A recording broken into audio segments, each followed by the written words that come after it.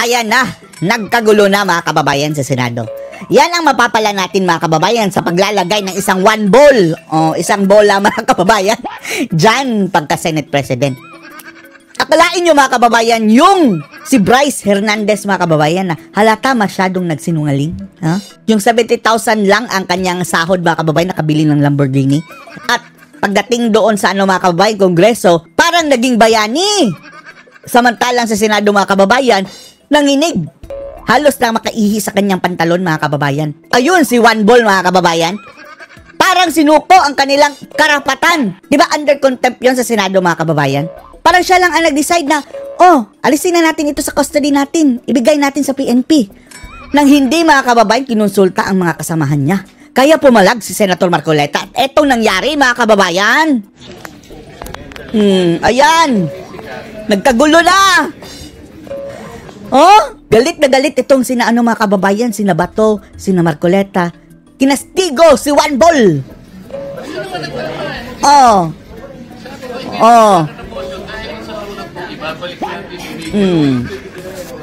Supposedly under contempt yung si Bryce Hernandez dyan sa Senado. Tapos ang sabi ni Hernandez, wag nyo na ako ibalik sa Senado. Nakakontempt ka doon, ungas. Nag-aaway na. Sige, explain pa more, One Ball.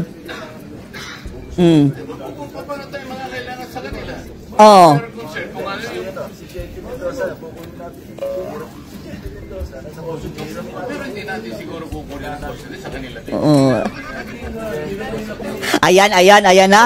Na-high blood na si Marcoleta mga kababayan. Mainit na to. Merienda muna tayo, sabi ni Lacson mga kababayan. Takot ka, Lacson? Akala natin aawayin mo si Marcoleta. Pinahupa mga kababayan, na-suspend. Ano pala ang dito umpisa? Ipapakita natin mga kababayan Merienda muna tayo mga animal. Tapusin nyo yung trabaho ninyo. Puro kayo kain. Ito yung umpisa mga kababayan sa kakaguluhang iyan. Marcoleta, noong pong September 8, 2025, ako September 8, 2025. Blue Ribbon Committee. Hindi pa siya pinalitan. Ang Blue Ribbon Committee po ang nag-approve ng legal and physical custody nung ma-cite in contempt si Bryce Hernandez. Nung makiusap po ang Speaker ng House of Representatives sa inyo. Sila lang mga kababayan, no? Speaker to Senate President ang nag-uusap. Wow! Di po ba dapat nakonsulta naman ang chairman ng Blue Ribbon Committee? Dahil kami po, ginawa namin yun through the collective wisdom of the committee. Mahilig kasing lumabag sa alituntunin niyang si One Ball mga kababayan. Supreme Court nga gustong suwayin. Hindi po namin gawa-gawa yun. Kaya lang namin siya sinite in contempt sapagkat halos ipamukha na namin sa kanya ang mga datos. Ibinigay ko na sa kanya ang lahat ng ipinanalo at ipinatalo niya sa halata masyado, no? Si Soto at si Tambaluslos ang nag-uusap mga kababayan. Sino? Pati yung ginagamit niyang dalawang ID na galing sa LTO, ayaw pa niyang aminin. Galing mismo sa LTO, ha? Nangyari. Gusto lamang namin siyang turuan ng leksyon para sa ganun kahit papano, baka maisip niya na dapat sana mapahiya na siya sa sarili niya kung meron pa siyang kahihiyan. Dapat naman sana, nung siya'y mag-request ngayon sa House of Representatives, hindi po sa kanya dapat manggaling ang request kung saan siya magko-custody. Ang custody po yung natapos na. Nagsalit. Huwag niyo na ako ibalik sa Senado. Yan nag-demand pa mga kababayan. Blue Ribbon Committee. Bakit po hindi man lang nakonsulta ang Blue Ribbon Committee? Bakit kailangan po ang House of Representatives Speaker ang mananaig sa kanyang request? Di ba? Po ba ang Blue Ribbon Committee nung araw na yun, Mr. President? Sagot, One Ball! May I be clarified on what date Sagot! That transpired? Yesterday or September 8 po. Monday? Yes, Mr. President. Majority Leader. Monday was the hearing here in the Senate. Monday he was cited in contempt. But the hearing in the House was on Tuesday, September. Kinabukasan. Yes, Tuesday. So in the evening, when yesterday, no? So in the evening, when the speaker called me, Senator. When the speaker called me, tingnan nyo mga kababayan. Alam nyo na kung sino-sino ang magkakampi. Yang animal na yan at saka si Tambaluslos mga kababayan. Tapos maniniwala pa kayo dyan sa Blue Ribbon ngayon na pinamumunuan ng kanyang kaibigan. Marcoleta was no longer chairman of the Blue Ribbon. No more, because we had already elected It was Senator already Senator Lacson. Lacson. Yes. Ibig bang sabihin po, Mr. President, nawawala ng visa yung ginawa namin? Hindi.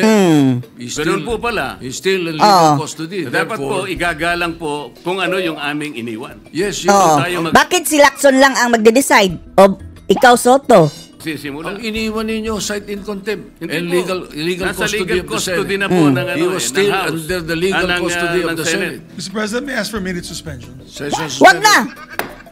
Bakit sinuspend agad? O yun na mga kababayan, yung pinakita natin ng una na video offline, yun na ang kanilang pagtatalo mga kababayan. O hanggang ngayon forward.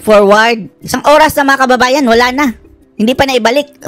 Eto, bumalik na. In debate about the status of the witness, Bryce Hernandez, Mr. President. So I think in consensus, would you like to make the motion, Mr. President, on where to... Yes, Mr. President. Kita nyo mga kababayan, dapat na ibalik yun sa Senado dahil sila pa ang may custody nun mga kababayan. Hindi na binalik. Yes. Can we recognize Senator Jingoy Can I just make a Estrada is motion, recognized. Mr. President, Majority Leader? I move that we commit Bryce Erickson Hernandez to the Pasay City Jail, President. I second the motion of the good... Any objection? Chair is Pasay done, City Jail. And the chairman of the Blue Ribbon concurs. Hearing no objection, the Bryce Hernandez is hereby... Yan parang hindi tayo pabor dyan mga kababayan. Ang gusto natin, dyan in custody sa Senado. Dahil kung pwede na yung gawin nga mga kababayan, kahit sino na lang. Kahit baka sa susunod mga vlogger. And then, ipasay City Jail nila mga kababayan. Kasama ang mga kriminal. Although yung si Bryce, halata na masyado mga kababayan, pero wala pang conviction Dapat sana palitan itong sa Senado mga kababayan na Meron naman silang contempt room dyan. Dyan na lang ikulong para madali yung ma-interrogate. Mr. President, if I may, but just to put on record that it's with the understanding that the Senate retains its Dapat lang. Kayo ang naunang nag-contempt doon jurisdiction over that person, Mr. President. Just Of to put course. that on record, Mr. President. Of Thank course, it has never been the opposite. It was always under our legal custody. So the motion is to transfer that particular person to the Pasay City Jail. Any objection? Chair is none. Motion is approved. The Sergeant at Arms is hereby directed. Problema niyan mga kababayan kapag Sige, okay lang yan si Bryce. Paano kung another na naman mga kababayan, hearing tungkol sa mga vloggers? Then ipasay City Jail din. Lagot ako. Lagot kami. Bryce Hernandez to the Pasay City Jail as soon as possible. Just a manifestation, if I may. Senator Estrada, Mr. President, I think we have to ask the... Kagaya ng si Grijaldo mga kababayan. Di ba? City Jail din yon. OSA to be strict in implementing the rules with regard to the visitation hours of a prisoner, Mr. President. No Prisoner? Visitors allowed. Only Lawyers. immediate members of the family, lawyers, priests, etc., etc. Priest? Thank you, Mr. President. Yes, the Sergeant at Arms hereby directed and make a list of those who will visit him. Yes, we'd like to Thank you. recognize Senator Marcoleta, Mr. President. Senator Marcoleta is recognized. Mr. President, meron po pong isang isyong naiwan. Sige. Dahil noong September 8 po, while I was still the chairman of the Blue Ribbon, napagkaisahan po ng komite dahil sa noong September 1, kung maalala po natin, as chairman, I floated the idea na para makatulong po kung merong gustong lumabas na do sa 15 na kasama sa pagdinig, makakatulong po sila ma-identify po lahat ng mga kasabwat sa mga anomalyang paglalatag ng mga proyektong pang flood control. Pinload po natin yung idea na kung gusto ninyo, ay kinakausap na po namin ng DOJ, you may be provided by provisional immunity. Of course, pag-aaralan natin kung qualified kayo. Sa nakikita naman namin, basta hindi kayo most guilty at napakarami pong ibang mga requisites doon, tinignan po natin mabuti. After 1 week, Mr. President, dalawa pong mag-asawa yung Diskaya ang nagawa po ng Tumanta na. sworn statement. Ang sabi ng pamangkin mga kababayan, Tito Soto, si Vico Soto, sinungaling! Hindi daw totoo mga kababayan. So, hindi totoo na nadawit si speaker doon. bago po nila gawin yon, ay siniguro ko po na talagang sila ay voluntary na gagawa ng sworn statement. Kaya yung pong kanilang emissary, sinabi ko, kailangan sumulat muna sila na talagang gusto nilang magsalita at walang halong pagsisinungaling ito. Yun ang option na gusto nila at narinig nila yung aming pinopload na option na sila'y lumabas bilang isang witness, a state witness. Yun nga po ang nangyari, Mr. President, hanggang sa sila nga ay tumestigo sa komite, dala-dala at binasa nila yung kanilang sworn statement. Nang dahil po doon, Mr. President, ay gumawa kami ng sulat sa ating kalihim ng Department of Justice. At yun nga po ay September 8, 2025. Gusto ko po malaman, Mr. President, ano po yung status noon sapagkat kayo na po ang pumalit na Senate President by that time. Wag ka nang umasa dyan. Nilimliman na yan. Iba na ang direksyon eh. The proposal and your intention is indeed, yes, it's laudable. We may be able to get We may? Not may. Dapat we must. witnesses there, no? But that Maraming mga kababayan. Marami ng dahilan. September 8, evening of September 8, when I was informed about it, what I did was to decide that the issue be referred to the Blue Ribbon Committee, especially knowing that there will be a new composition the following day. That was quite late at night when I received the... Pinagplanuhan nila yan mga kababayan. Mr. Matagal na President, yung pinagplanuhan. Palihim. Patraidor mga kababayan, mga animal na yan. Parang ang aming pong pinag-usapan noon while I was still the chairman of the Blue Ribbon Committee, parang nawalan po ng saysay. Ang mangyayari po noon, with all due respect, baka po ma-compromise o mawala po yung integrity ng proceedings natin. The integrity of the inquiry is very, very important here. Sila po ay... Ibang direksyon nila eh. Kagaya ng Congress mga kababayan, Davao City. Nag-usap nga sila ni Tambaluslos. Tingnan nyo mga kababayan, mga buwisit na yan. Soto, kinausap ni Tambaluslos. Pinangakuan namin sapagkat nagpapasaklolo sila, alam nila na may panganib ang buhay, hindi lamang sa kanilang mag-asawa kung hindi yung pamilya nila. Kaya nakita po namin ang urgency. Mr. President, September 10 na po ngayon. Kung sakali pong totoo na nanganganib ang buhay nila, yun pong ipinangako namin na immunity sa kanila na makakatulong po. At yun naman po ang naging courage sa kanila para lumabas into the open. Wala na yan, hindi yan pagbibigyan ni Soto dahil pamangkin niya si Vico Soto eh. Sabi ni Vico Soto, sinungaling daw ang mga Diskaya. And tell all, nakita naman po ninyo talagang initially na kapag... Hindi natin kinakampihan ang mga Diskaya mga kababayan na. Pero sila lang mga kababayan ang mayroong nilabas sa pangalan. Pati Katambaluslos mga kababayan at Zaldico. Lumabas sa kanilang mga bunganga. Although, hindi direkta mga kababayan, pero andun pa rin, na-implicate pa rin sila mga kababayan. Maraming mga kongresista ang nabulatlat. Yan ang dapat mga kababayan. Ang sabi nga ni Bato, malapit tadang makorner ang mga buhaya mga kababayan. Tapos, parang nanonood na tayo ng pelikula. Tapos, biglang nilipat ang channel. Hindi natin nakita kung ano na ang nangyayari sa pelikula.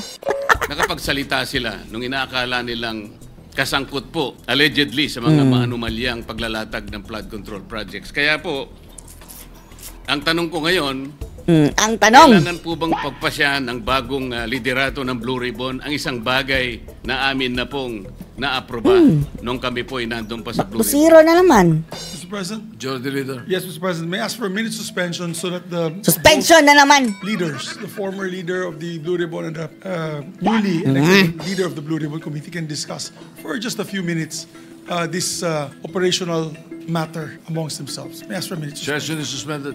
Ito mga kababayan, habang nakasuspend ang session, panoorin muna natin itong statement mga kababayan ni not safe si Jinggoy Estrada earlier mga kababayan. Estrada is recognized to the Sige Jinggoy, anong explanation mo? Thank you, Mr. President. Mr. Safe President, pa rin ba o not safe ka na? the title of my privileged speech is Is? No One is Safe. No one is safe. Lalong-lalo ka na, hindi ka safe na pangalanan ka. Mr. President, my distinguished colleagues, Natawa mga kababayan. Magkalaban ba ito si Jinggoy at saka si JB? Parang may mga kababayan, friction sa kanila, no? Ang sabi niya, no one is safe. And then, ayun, si JB mga kababayan tumawa. Mr. President, my distinguished colleagues, Tumawa ba yan? Pinigilan na tawa? of personal and collective privilege. Yesterday, the aftermath of the Senate Blue Ribbon hearing we held last Monday, my name was viciously, maliciously, and intentionally dragged and attacked at the Tri-Committee hearing of the House of Representatives.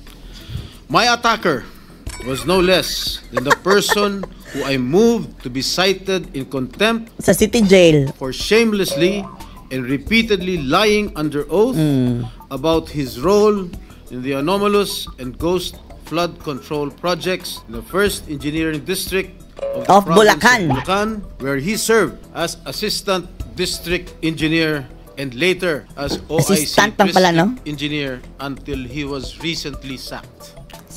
Mr. President, at the Blue Ribbon Committee hearing, all this person did was to play innocent, feign ignorance, and to try to convince us that he was simply following orders and instructions from his boss. Wow, simply following orders. From receiving $1 billion of cash, talking to pseudo-contractors, signing falsified documents, all the way to gambling away millions and millions of money stolen from the public coffers at casinos.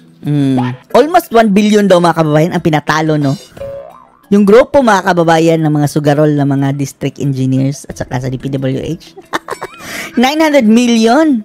Pinatalo lang mga kababayan. Grabe. Sabi niya, he claimed that in all of these, he was just following orders. Wow. Indeed, just following when orders. Confronted and cornered with a barrage of questions from this representation and our other colleagues about his fantastic and shady lifestyle and dealings. Fantastic. He fed the committee lies and stories that taxed our credulity to the hilt and left us and the public in awful disgust. Clearly, he perjured himself and we cited him in contempt.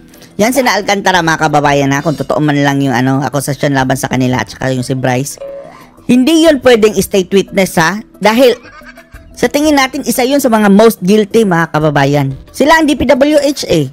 Bukod bunsod sa aking motion, ipinakulong natin siya. Mr. President, tinawagan ni Soto eh. Si speaker mga kababayan, pinagbigyan. Ayun, hindi na nabalik sa Senado mga kababayan.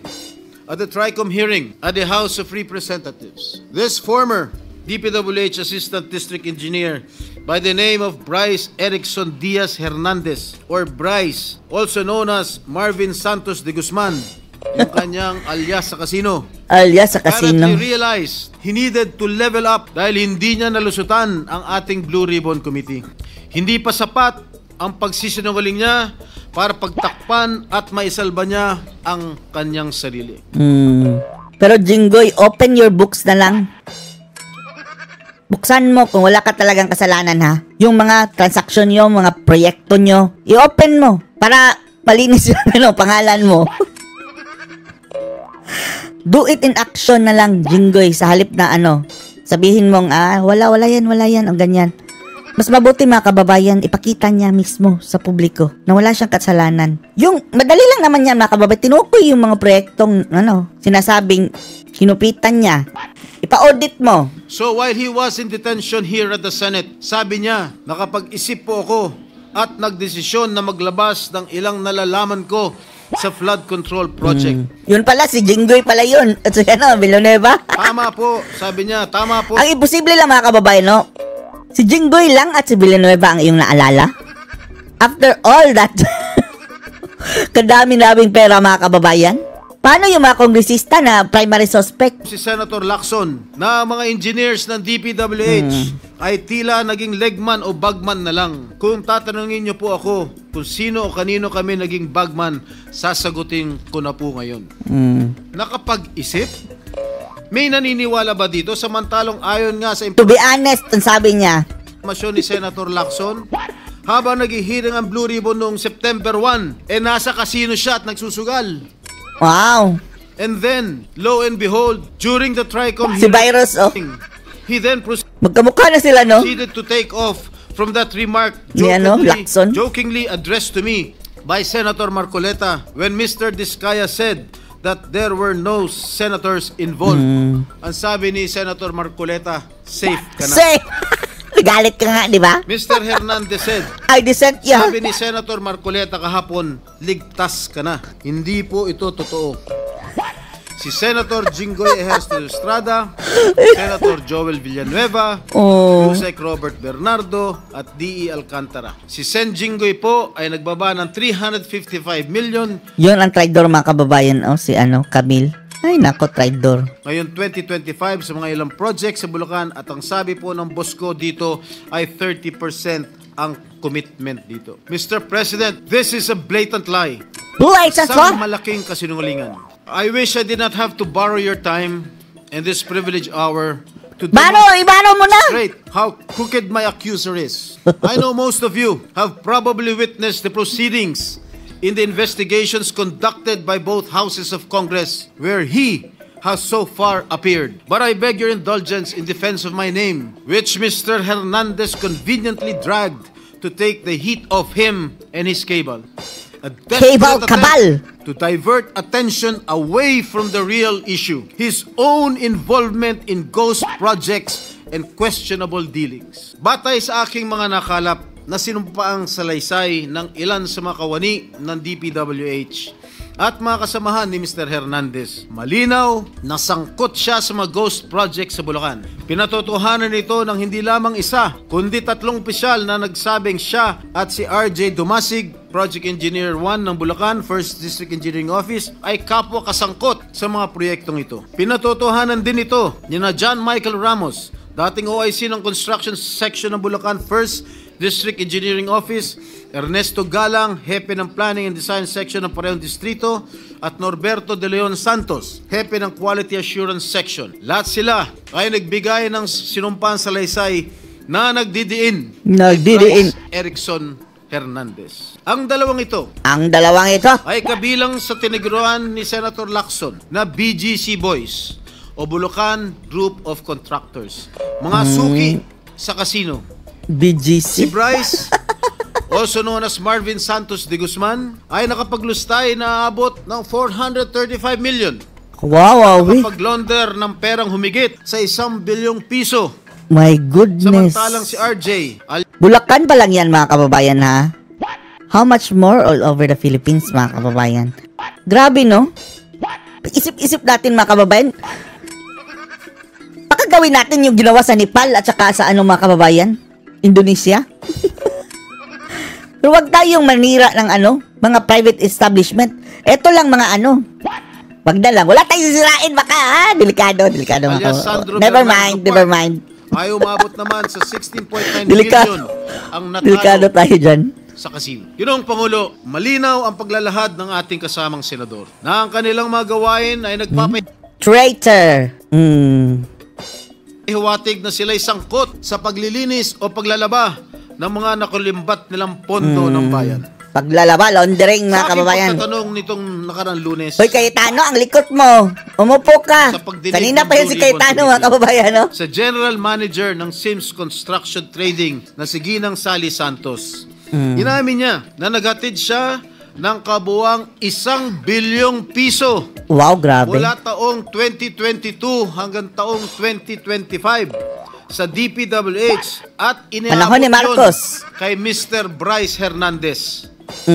Ayon pa kay Ginang Santos, ang halaga ng pera na kanyang dinadala na minsan ay nakalagay sa mga kahon ng noodles ay depende sa proyekto at minsan ay umabot ng 245 million pesos sa isang hatid. Ang reaksyon ni Villanueva mga kababayan, At minsan ay umabot ng 245 million pesos sa isang hatid. Wow. Dami. Ikaw pala yung isa sa inakusahan din mga kababayan. Kapal ng mukha mo. Kapal. Sinabi rin ni Ginang Santos na si Mr. Hernandez at DPWH Engineer JP Mendoza, Chief ng DPWH Bulacan's Construction Division, ay ginagamit ang lisensya ng Sims Construction para sa mga proyekto nila. Kaya pala Si Mr. ghost, no? Ito rin namang mga kontraktor mga kababayan nagpapagamit ng lisensya.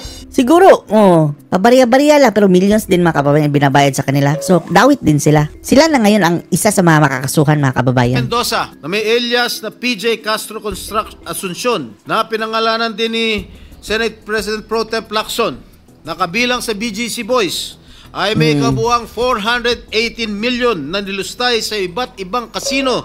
Grabe. At nakapag-launder ng perang mahigit 280 million pesos. Kung nakakapagpatalo ng 10 milyon si Mr. Hernandez sa kasino, hindi na rin siguro nakapagtataka kung bakit hindi siya nalalayo sa mga diskaya pagdating sa paramihan ng koleksyon ng mga sasakyan. Nauna nang inamin ni Mr. Hernandez na siya at ang kanyang asawa na isang dating rank and file employee ng GSIS ay nagmamayari na mga mamahalang sasakyan gaya Lamborghini, ng Dodge Challenger, Toyota Supra at Lamborghini Urus Performante. Urus Performante. Hindi ito karaniwang pag-aari ng isang empleyado. 70,000 lang ang sahod ha, At hindi 70K. pa dito nagtatapos ang listahan, Ginoong Pangulo. Bakit? Nandun sa kanyang garahe, isang Ford Everest, Ford Territory, Mga Ford Corolla pa. Cross, Suzuki Jimny, Ang dami. Mitsubishi Pajero, Honda Wow. Civic Type R Turbo, and add to this his collection of high-end motorcycles, Ang dami ba lang sasakyan? BMW R1250GS, Yamaha T-Max, BMW C400 GT, Ducati X Ducati? Yavel Nera, Honda Goldwing, Ducati Street Fighter, BMW R1300 GS. Hindi na yan ordinaryong mga kababayan, kawin na ng gobyerno. Vespa scooter at yung kanyang asawa. Meron 2 Toyota Hilux, isang Toyota Hilux. Fortuner, Kia Carnival, BMD X3, May Kia pa. Bali. Ibenta niya ang Kia. Toyota Land Cruiser, Vespa, Land Cruiser. Primavera, Honda, BMW. Parang diskaya din, no? Ang dami. Mga kaibigan, Ginoong Pangulo, Totoo ba yan, Bryce Jinggoy? Hernandez claims these vehicles are part of a buy and sell business run by his sibling. But why are all these vehicles registered under their names? Bakit nakarehistro ang kanilang mga sasakyan? Buy and sell? Magandang palusot nga yan, mga kababayan, pero yung pag-buy nila, bago ba? Sa kanilang mga pangalan, kung sinasabi Kung brand new, wala na. Bakit ka magba-buy and sell ng brand new? buy and sell business itong mga ginagawa nila. Gago. Ugag! Magkano ba ang sahod ni Hernandez? 70,000. Sapat ba ang kanyang kita? O ng kanyang asawa? Lamborghini. Para magkaroon ng ganitong karangyaan? Mr. President, Yun pala, no? Sasabihin mo lang, buy and sell ito. Mga diskaya, mga kababayan, baka yan din ang palusot. Ay, buy and sell yan. bilang umano Pero bago. ebidensya laban sa akin, ang mga larawang kuha sa iba't ibang okasyon gaya ng birthday party. Oo nga, Jinggoy, bakit nandun ka? Nakailang beses ko man na nakaduupang palad si DE, District Engineer Henry Alcantara, kaya ko humarap sa kahit sino at sabihin na hindi ko siya personal na kilala. Ano lang, picture-picture lang yon. Mismo ang Pangulong Marcos na nagsabi na mga larawan natin ng mga opisyal o public figures ay hindi Baka iyan ang pang-bribe, mga kababayan. Nagbatigas itong si Jinggoy na lumipat doon sa makipaglinya sa bagoong Pilipinas. Dahil andun nito sa minority, mga kababayan, sa mga Duterte group na mga kababayan minority. Sige, baka yan ang hihingin ni bangag. Absuelto ka na dyan. Lipat ka na doon. Lista ka na sa mga magpapa-impeach kay Sara.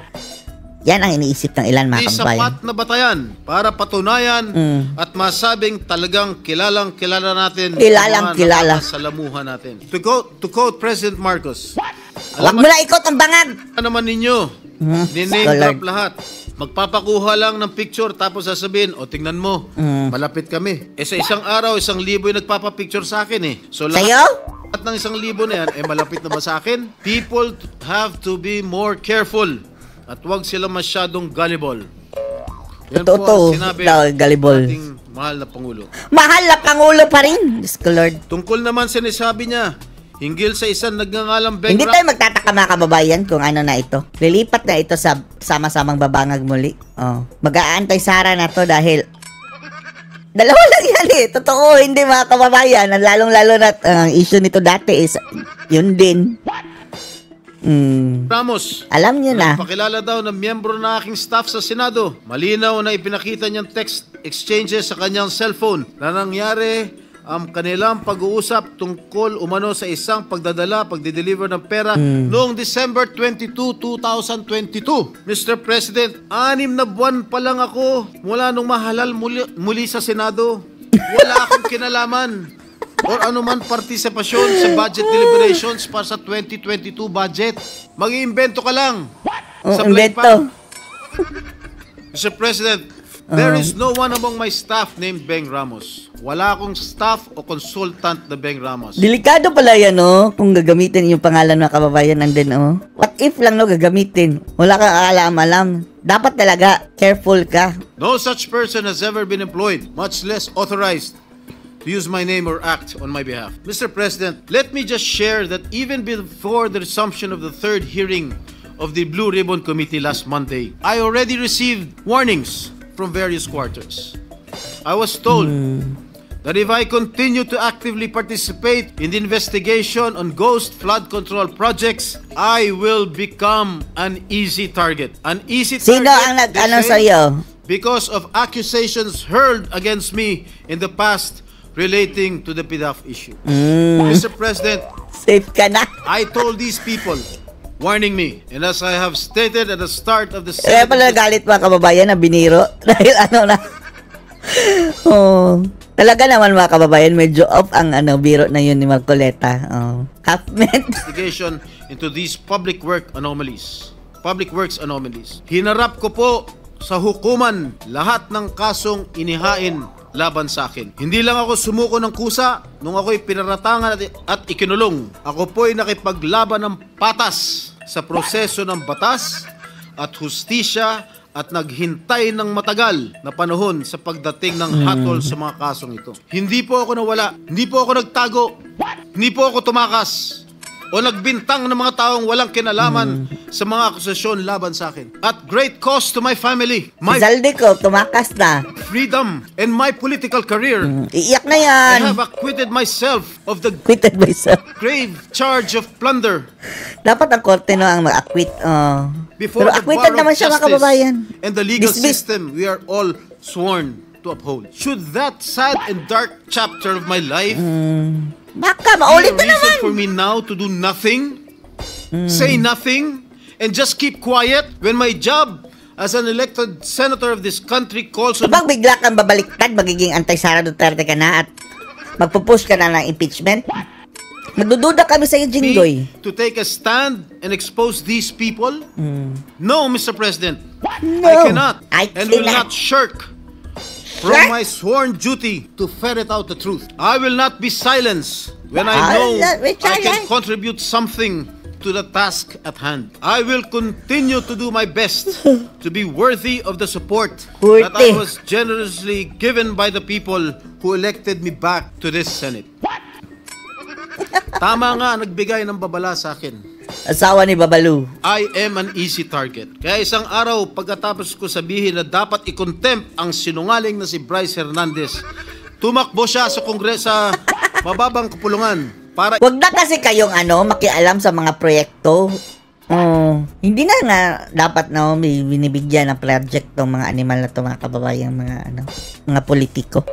Paubayan nyo na sa executive department iyan yung kanilang mga suggestions, mga kababayan. I-insert pa kasi kung ano-ano mga recommendation na proyektong ganyan, pagdududahan. ilako ang isang kwento na sa tingin niya ay madaling paniwalaan. Hindi lang yun. Paulit-ulit niyang sinasabi ang akala niya safe siya. Akala niya Walang safe galang ka. na. Halatang galing pa sa isang script na binabasa. Yun nga, no? Halata masyado kay Bryce, mga kababayan, yung kanyang demeanor. Grabe, parang doon sa mga kababayan, at home siya sa mga bahay buhaya.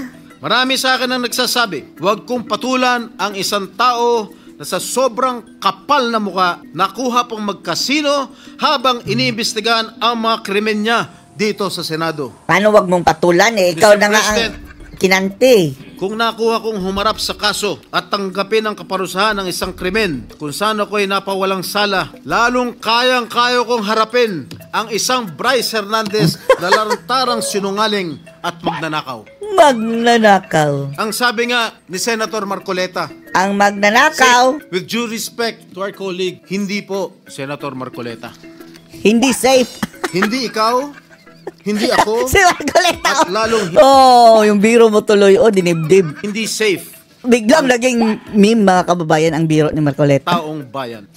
Hanggang may mga Bryce Hernandez na engineer ng kasinungalingan at pagdarambong ay hindi tayo safe. Hanggang may mga ghost projects sa DPWH at iba pang ahensya ng gobyerno, hindi safe ang pera ng bawat Pilipino na nagbabayad ng buwis. Isipin na lang ninyo, takot na takot ang mga kababayan natin basta BAR na ang kaharap habang may mga walang konsensyang tao na isinusugal lamang sa kasino ang pera ng pinaghirapan at binuno nilang ibayad. Talaga. Hanggang may mga tao na nagbabayad, nananakot at ngayon ay pilit na nililis ang kwento ay hindi tayo safe. Not Mr. safe. President, my dear colleagues, Ending mo. if my opponents think that they can weaponize me, that they can weaponize my past to stop me from investigating, nagkakamali sila.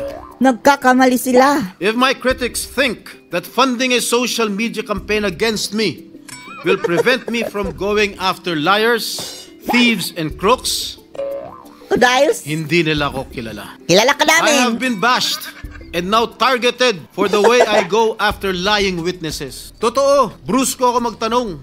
I-open mo na lang yung ano mo, yung talagang books mo. Lahat ng ginagawa mo.